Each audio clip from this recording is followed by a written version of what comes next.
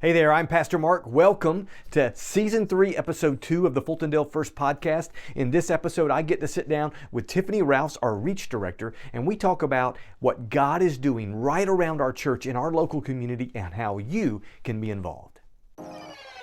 Welcome to the Fultondale First Podcast. Our mission at Fultondale First is to love God, love people, and make disciples. And this podcast is aimed to help you join that mission. Thanks for joining us for this episode. Welcome back to the Fultondale First Podcast. I am so excited for my conversation today with one of our staff members, Tiffany Rouse, who serves as our Reach Director here at Fultondale First. And so we had her on the very first season of our podcast, and so we're bringing her back, and I'm excited about what we're going to talk about today. So welcome back, Tiffany. I'm happy to be here.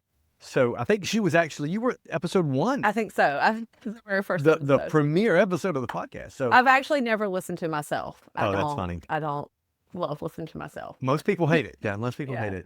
Unfortunately, I have to for a living, basically. I'm used to how bad I sound now. So Tiffany is the Reach Director, and we spent some time the first season talking about kind of your story, your family, and your role here.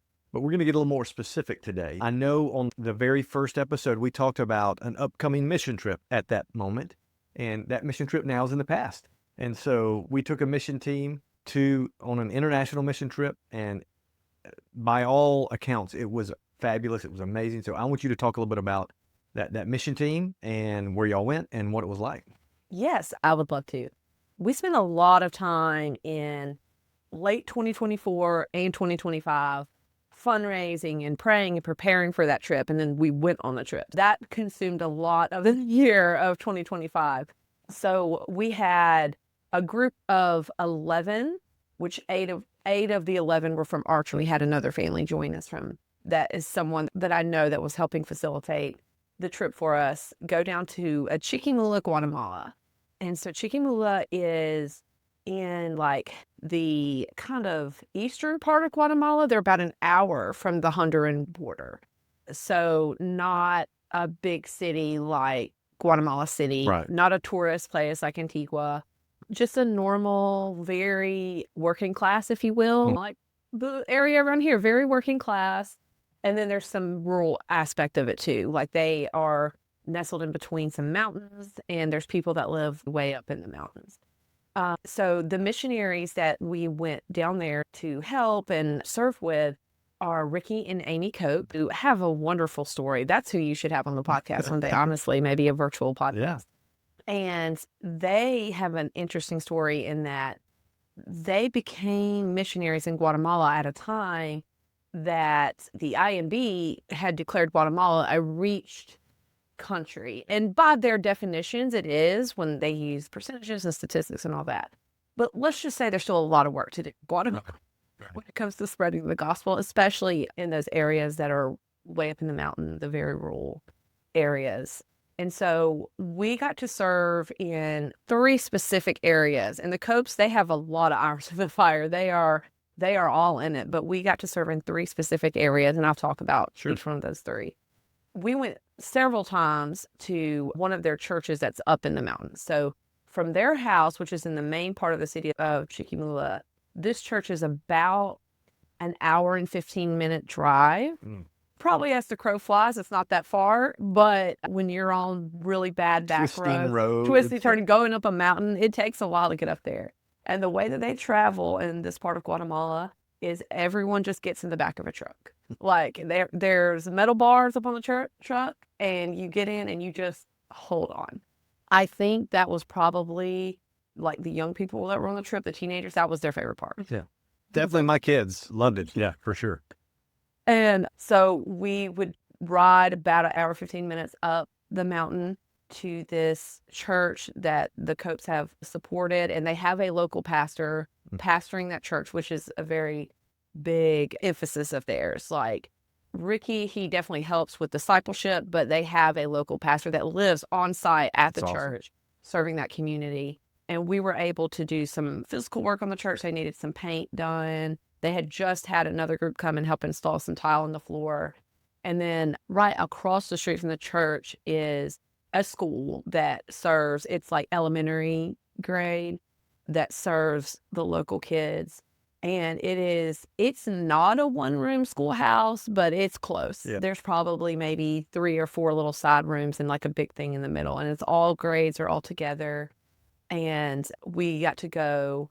A lot of the guys stayed and did some of the manual work with the church, and a lot of the girls went and served at the school. We led some kind of VBS style sessions for the school. We did some songs and some dancing, gave out candy. That was everyone's favorite part. I bet it was. Don't say that's what they say. Sweet, sweet. And so what's so cool about that church, and this is a project that a lot of people have been involved over the years, Ricky and Amy, as well as some other churches that have come through. And I want to go back one day and see how it's all playing out.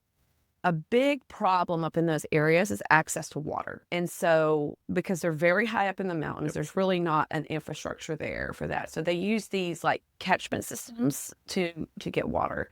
The church actually was able to, through fundraising in different ways, to purchase and install this. Is basically a gigantic cistern, if you will. I can't really, there's no better way to describe it, so that the water would be available for the whole community. Wow. So the idea of these people coming to the church for physical water and the living water is just so beautiful. That to is me. awesome. It's so beautiful. So we got to see all of that in action. We got to go up in the mountains and do some home visits with not just the members of the church, but people that they knew that needed to be visited, that had come and had not seen in a while, or may have been sick and they were getting over. Like, well, there was one woman who had just recently had a baby, stuff like that. And that was probably my favorite part, is doing the home visit, getting to see how people lived. They really relied on each other as a community. They were very interconnected as a community out of necessities. This wasn't just like a kumbaya moment where they all loved each other, which I'm sure they do love each other, but it was out of necessity's sake that they had to rely on each other. And the church is becoming a big part of that, and becoming a place where people know they can go. And I think that's so beautiful. That is awesome. And then there's also a high school that is up the road from there. There are not a lot of students in the high school because by the time they get that age, they are working. Yep. So this is it's a huge privilege for the kids that are in that school to be able to go to continue their education. One thing I loved about it is they were doing some of their work, and they actually get to have Bible class like in their high school. It's different how we have we have private school, we have public school, we have home. It's really not like that. Right. There's a lot of intermingling. There's no necessarily rules against praying, but it's just different. But they have a curriculum, like Ricky, the missionary, comes and leads the curriculum, the Bible curriculum in their high school. And we were there while he was teaching, and your daughter Anna got to share her testimony. It was very well received and very beautiful. And part of their curriculum is, he says, okay, we're going to do your Bible memory verses. And they were supposed to stand up and say their memory verse. I was expecting like it to be the same one. Each kid stood up and said the same one. No, those children, I say children, those are teenagers, boys and girls, every single one of them had multiple verses that they had memorized, and they were all different from the other ones. Wow. And they were just like, basically the assignment was to memorize verses, and they were picking their verses, memorizing them, and repeating them from memory. And it was amazing. That's convicting. It really was. It very much was. And it wasn't just rote. Everyone's memorizing John 3:16, which of course has value in and of itself. Right. But these were kids who were seeking things that meant something to them and memorizing it and standing up in front of other teenagers and saying it. And I thought that was wonderful. One thing that also stuck out to me at that high school is they had a soccer field in front of, it was a field. It was just a field with some soccer goals on each end. And they were not the soccer goals we see at our local park, right, with the white PVC pipe edges or a net. And I actually found out that the kids made them. Oh, wow. Like they literally sewed together the net. Like Ricky and Amy provided the funds to purchase the supplies, and they by hand made their own soccer goals so they would have something to do during their break times. Wow. Yeah. Yeah. It's amazing. It was very, just the industriousness of the people that we met, what I could see in their home. And like I mentioned, the soccer goals, it was just wonderful to see. The other places that we went to, a community that is a little bit dangerous, like that they had a school in their community and the school had to shut down because the teachers wouldn't teach there anymore. They couldn't hire teachers because they were nervous because I don't know the whole story, but the men of the community have a reputation for working with organizations that are not exactly doing what they should be doing. I'll just put it that way. Sure. We went in when during the day there were really no men there. It was just the women and the children, and did a fun, like a VBS style lesson with those kids. Ricky and Amy actually served them a meal at least once a week. This was probably the most impoverished place that we went. Like most kids, I don't know if any kids had shoes on, maybe a couple of them. And it was warm, it wasn't freezing, but a lot of poverty in that area. But the kids were just like any kids here, running around, laughing, singing songs, wanting candy. It was kids are kids, humans are humans. That's right. And they need to hear the gospel just like we need to hear the gospel. And then the other community that we went into is the one that I would say Amy and Ricky are the most invested in, and that is, they refer to it as the dump community. And the reason they call it that is because the city dump used to be there, and the whole community were the people living in the dump. The dump moved, and that's controversial in of itself. It's hard to explain because I think people may think, oh, those people don't have to live in the dump anymore, except that was their job. It's their livelihood. Yeah, that's how they made money, was working in the dump. And so the dump moved because of the organizations that I mentioned before took control of it, and as a way for them to make money. And so all the people, even though they were living in the dump, now they still live in these little shacks, but they have no way to make any money. And so what you would think of as poor got even worse. What's interesting is a church a long time ago, I think out of Texas, I don't remember exactly the name of the church, had purchased a building in this community and tried to get a church started there. They did not have any full-time missionaries there. They just were trying to find like local pastors to take this church. And it just really, they could not get it off the ground because they just didn't have a presence there. And Amy and Ricky, when they first moved there to Chiquimula, they would have church out of the bed of their truck. Like they would just drive in and they would have speakers and play like worship. And then they would preach from the bed of the truck. And they had a really big gathering. That church found out about it and just gave them the building. And so now they actually have a building in that community. There's so many wonderful things happening in that community. We got to go to their church service, and it was so beautiful. They sing the same songs we sing, just in Spanish, and it just felt so heaven. Like I just had this moment of, this is what it's going to be like. We're all going to be together. We all look different. We speak different languages. We have different experiences, but we're just going to be together worshiping. Like this is exactly what heaven is going to be like. And so we got to go to that church service. We led their kids service that night also. It's funny, they have what they call a van ministry. It's not a van, it's just a big truck. And they just drive around the community with the music blasting. And kids, like you would not believe how many kids, they just run and jump in the back of the truck. It is just, they come from nowhere sprinting to get in the back of that truck to get taken to the church building. Awesome. But they have some really exciting things happening in that community. They're currently trying to build it'll be essentially a trade school. A lot of people in Guatemala, they work as like day laborers. So they'll be like almost like a contract worker. Like they'll be hired on for a random job here one day, a random job here the next day. So they are working to build it's similar to a trade school to give young men, and I say young men because I'm not saying that the young women are not capable. That's just not how that culture is. Right. It's just not, that's just not who someone would hire there. Right. So the young men need some skills to be able to work. And they have a local pastor there, Pastor Cinder, and his wife, Susie. And they're already leading the church, and they'll be running the school as well. And it'll be not just giving skills, which that's important, but it'll also be discipleship as well. That's awesome. Yeah. And what a great experience for our church, for this team. And to hear about it, a lot of us prayed. We supported financial, all that stuff. To think about all that and the impact that we're able to have, but also the impact that trip has had on this team.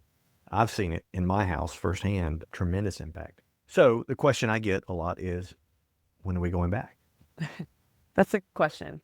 I hope to go back in the summer of 2027, or if not in the summer, sometime around that time. That's the goal. I don't have any kind of dates nailed down or any details planned out, but it is a lot to do a mission trip. Yep. And that was not only the first mission trip I've ever lived, that's the first mission trip I've ever been on, period. Yep. And so I learned so much just in leading that trip. And so I hope to do it again in 2027. Awesome. Also, I have a slideshow that has a lot of pictures and just some basic information. And we presented it to the church on a Wednesday. And I'd love to send that to you if you want to put it in the show notes. Absolutely. I can do that. Yeah. We'll put that in the show notes. So let me shift gears a little bit from what we've done to what we're doing. And so I want you to talk a little bit about maybe what your focus for this year is. I know we've talked about it, and you've got a specific area that you're wanting to see God move and work. And so in terms of reach in our local community, what are you looking at this year? Where do you see us putting an emphasis this year? Like I mentioned earlier, I spent a lot of time in 2025 was really focusing on this mission trip. And even after it was over, I was exhausted. No kidding. Not that we didn't do more things. Of course we did more things, but that was just the big emphasis of that year. But I just feel like God's really put it on my heart. And honestly, this is something that's been going on in my heart for a while for this year, to look at our local community. And there's a couple of things that influenced me to move in this direction. So I stumbled across this documentary, and it was called Godspeed, and you can just Google it. I think it's on YouTube. It's free to watch. And it was about a man. He's an American pastor. He's not in our denomination, but he's in another denomination. And his wife got an opportunity to work in Scotland. And so he went with her, and he is in a denomination that places pastors in certain parishes, or it's not the same in our denomination. But he reached out to his denomination, got placed in a very small Scottish parish, a tiny town. I think there's 30 people that regularly attend his church. And he realized their pace of life in this town is very different than America. And because we think the European cities are as America is like a baby compared to them. That's right. So their cities are laid out differently. Their cities are laid out so that you walk everywhere. Yeah, before cars, right? Yeah. And it's not that no one has a car, but everything is central. The main part of the church, the schools are central located, and you can just walk everywhere. And so while they were over there, he did not have a car because he just let his wife have a car to travel to where she was going. And he was just walking everywhere. And what he realized is he had never, even though it was a much smaller church than he had previously pastored, he really had never known his flock better, because all he did was like one of his church members worked at the local grocery store, and he could walk every day and talk to them and see them just in normal everyday conversation. And so in watching that documentary, he actually mentioned this book. I actually brought the book, and it's called 3 Mile an Hour God. And I bought it, and I was reading it. And it's just essays. It's not a narrative, but it's by a missionary. And I am so sorry if I mispronounce it, and do the best I can. It's Kosuke Koyama. Feel free for someone to correct me on that pronunciation. He was born in Japan, and he was a young man when the atomic bombs were dropped. And he was not living in those cities, but him and his parents immigrated to the United States, became citizens. And he became a Christian and traveled back to Japan and other Asian cultures and became a missionary, basically, to those cultures. And he has this he has this, and he writes about it in this book called 3 Mile an Hour God. And he says that 3 miles an hour is the pace of love, is what he says. And he says that because of two things in the Bible. Or he gives two examples. I'm sure there's way more examples. He talks about Jesus, right? Jesus walked everywhere he went. Like God chose to send Jesus to earth in that time frame where all he did was walk. Yeah, he rode a donkey. We know that. Right. But like he Probably mostly slower just than walked. walking, by the way. Yes, exactly. And him and his disciples walked everywhere. He felt no need to move faster than that. And so if Jesus felt no need, he felt more need to be faster, produce, do more, put more in our day. And then he also used the example of the Israelites wandering in the wilderness, walking. And we've seen plenty of maps that show they didn't really travel that far in those 40 years, right? They did not go very far, but they were just walking. And that was like the pace that God wanted them to move. And 3 miles an hour is basically like an average walking pace for someone. That's where that phrase comes from. And so like reading Mr. Koyama and essays and then watching that documentary, the two ideas merge is basically the idea of let's really concentrate, like hyper local. And we have a staff retreat every year and we talk about our following year and what we want to focus on. And I literally got out Google Maps and drew, and I showed Pastor Mark here. I drew, I think it ended up being like 3.2 mile radius because I needed to make sure it was all the neighborhoods were included. A 3 mile radius around our church. And I was like, that's what we're going to focus on missions and outreach. And there really is no reason why we shouldn't know most people, like within 3 miles of our church. Store owners, people who live here. The elementary school is in that range. And we've been able to make a lot of inroads in the elementary school, meet people and talk to people there. But I really want us to focus there. And not that our church only cares about that, because our church has people from all over Jefferson County, really, that attend, which I love. I don't even live in the 3 mile radius of our church. So I'm not saying that other people are not important, but really this should be the foundation. And then a 6 mile radius, and then a 10 mile radius. But we got to start hyper local. But honestly, the message of it to our people and to anyone that doesn't even go to our church, it's not just that we're doing this as a church, but we can do this as individuals. Like, I go to the same Dollar General more times a week than there are days in a week. Let's just be honest. I should know the names of those cashiers. We always go to the same gas stations. All of us have things that we do on a regular basis. Let's start looking at those places as our mission field. Absolutely. Not just going to Guatemala, which was amazing, and I want to do it again.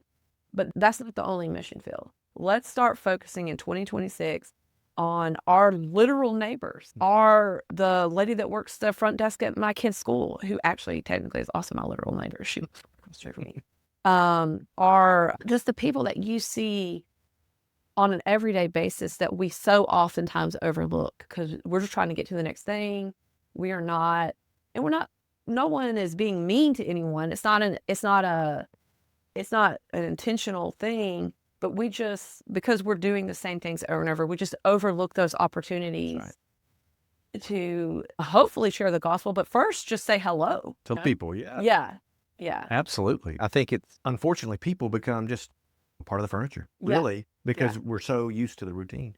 And I think that's so powerful because that's exactly what Jesus told us in Acts 1:8. He says, you're going to be my witnesses in Jerusalem, which is exactly where they were. That was their 3.2 mile radius, really. And then Judea, which is Jerusalem's in Judea and Samaria and the ends of the earth. And I think he did it in that order for a reason. I do think that I think it's so valuable that we went to Guatemala, that we take mission trips, other places. But the reality is, if we're not willing to do the same here, it's almost disingenuous to go across the world and do something we can't do here. So I think that's so good. And you're right. That's not something that a team of 11 only can do. That's something that every single person who follows Jesus can do. We can make where we are our mission field. And I think, I say this all the time, your zip code is not an accident. We don't exist in Fultondale, Alabama by coincidence. It's strategic. God put us here for a reason. God put us where our family is for a reason, a purpose. And so I love it. I love that emphasis. And I want to go back to your point, what you just said about where you are is for a reason. Because I, at different times in my life, have really struggled with that. I think about as like in my young 20s, I was like, I just want my life to start. Like, my life had started, Yeah. but I just was waiting for the next thing. I was wanting to do the next thing instead of looking where I was. Bloom where you're planted. That saying is a little bit cliche, but like, you haven't messed anything up. I felt like that a lot of times. Like, oh, I am here, not here physically, a different part of my life, a stage of my life, because I messed something up. No, like, you are where you are because God wants you to be there. That's for right. whatever reason. That's right. 100%. Now, that's been a struggle of mine too. Always looking to the next thing or thinking about what I could do if this were.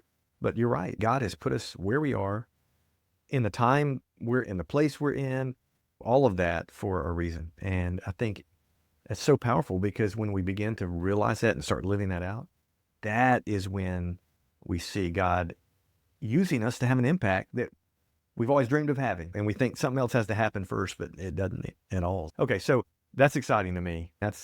That is my heartbeat, what you just talked about. So if there's somebody watching it or listening that says, okay, I think I can do that. I don't know if I can go to Guatemala, but I can do that. How would you encourage them to be a part of what we're doing? If they already attend this church, we'll have different opportunities coming up. The first one I can think of, this is January of 2026. We have an opportunity coming up in February where we're feeding the teachers at Fultondale Elementary. So small things like that we'll have coming up at this church. But whether you go to this church or not, anyone can do this. The first thing that I would say is and I'm taking this from the guy who did the documentary. He talks about this. 30 days. Whether you're going to work, whatever your routine is, whether you stay at home with your kids and you have to go back and forth to school pickup or sports or whatever, whether you have a job you go to, or you're a remote worker and you just go to lunch different times, do the same routine for 30 days, like the same exact routine. Get gas at the same place, eat at the same place, take the same route to work, and make it like an audit. See who you're seeing at the gas station, who you're seeing at the Dollar General, who you are seeing as a waitress, the waitress at the restaurant you go to. So take the first 30 days and just let it be an audit and just start to look for those opportunities and pray and let God show you people that you need to meet. And then take the next step and just meet people. Just say hello. Say something almost as a joke just to get the conversation started. It doesn't have to be, hi, I've been a Fultondale First Baptist. Would you like to attend church with me? That's right. Don't be weird about it. No. It's literally just a conversation. I have worked in retail before, and I always recognize people that come all the time. That's right. You You know those faces. So Yeah. they recognize you. You might as well tell them your name and learn their name. The first step is just noticing them. That's good. So while you're talking, I was starting to think, I've got a friend who wrote a book called Staying is the New Going. He talks about this same concept. And then Warren Haynes, who we did a study through his book, one of his books, just in the last couple of years, but he wrote a book about this very thing too, about your routine, about knowing people, finding their name, praying for them, those kind of things. We'll put a link to those books and the one you mentioned and the docuseries in the show notes too. But I think that anybody can do that, right? Anybody can keep the routine, start noticing people. And we say it here a lot in our staff team. Everybody wants to be known, noticed, and loved. I mean, that's universal. No matter who they are, no matter what their walk of life is, everybody wants to be known, noticed, and loved. And if we're not doing it, then who is? And we're the ones that were known, noticed, and loved by God. And people need it now. This world is, we see social media. That's the whole point, to be noticed. Right. Those little likes give you that dopamine hit. That's right. But let's be like the real life heart. Let's be the real life thumbs up where we're letting people, where we're doing it the healthy way, where people are being seen and genuinely liked and genuinely loved and cared for. That's so powerful. That's so good. So I think you have ways to get involved. Obviously, you can begin thinking and praying about 2027 if God wants you to be a part of that Guatemala team. But right now, right here, you can take small steps to know people, to pray for them, to just start investing in their lives, to love them. And Tiffany's already mentioned an opportunity with the elementary school. I know we got a prayer walk citywide Yes. prayer walk coming up Yeah. in March too. And that's another hyper local thing. And you can certainly get involved. We're going to put Tiffany's contact information also in the show notes. So if he's pricked your heart and nudged you a little bit today, don't ignore that. Reach out to Tiffany and we will certainly get you plugged into what God is doing here and beyond. So Tiffany, thank you so much for taking the time. Oh, you're welcome. I enjoy it every time. So I know y'all do too. I do. And so thank you. Look, our mission at Fultondale First is to love God, love people, and make disciples. And that's what this podcast is about. That's what this conversation is about. And we hope that's what your life is about. So thank you for joining us, and I'll see you next time. Thanks for joining us for this episode. Don't forget to subscribe to the podcast so you don't miss a single episode. Help us spread the word about the podcast by sharing on socials too. Thanks again, and we'll see you next episode.